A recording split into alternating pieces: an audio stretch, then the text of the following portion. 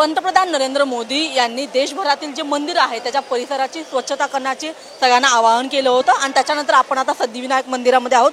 सिद्धिविनायक मंदिरामध्ये आपण पाहत आहोत की खासदार राहुल शेवाळे असतील, आमदार सदा सरवणकर असतील यांच्या माध्यमातून सध्या सिद्धिविनायक मंदिर जे आहे ते खरं तर लोकप्रसिद्ध मंदिर आहे, त्याची ख्याती खरं तर सर्वदूर पसरलेली आहे। याच मंदिरामध्ये आता सगळे नेते मंडळी असतील, मंदिराचे सगळे पदाधिकारी असतील, या सगळ्यांच्या माध्यमातून सध्या एक स्वच्छता मोहीम राबवली जात आहे आणि हा एक स्वच्छतेचा जो संदेश आहे तो खरं तर सगळ्यांना दिला जात आहे।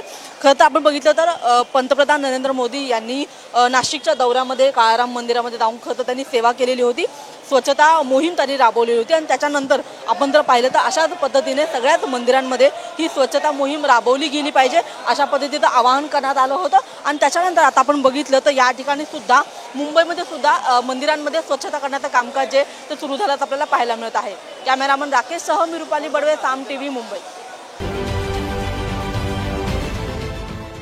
देश विदेशातील प्रत्येक घडामोडींचे लाईव्ह अपडेट मिळवण्यासाठी आता साम टीव्हीच्या सर्व सोशल मीडिया प्लॅटफॉर्मला लाईक, फॉलो आणि सबस्क्राईब करा। तसंच सर्व नोटिफिकेशनसाठी बेल आयकॉन प्रेस करायला विसरू नका।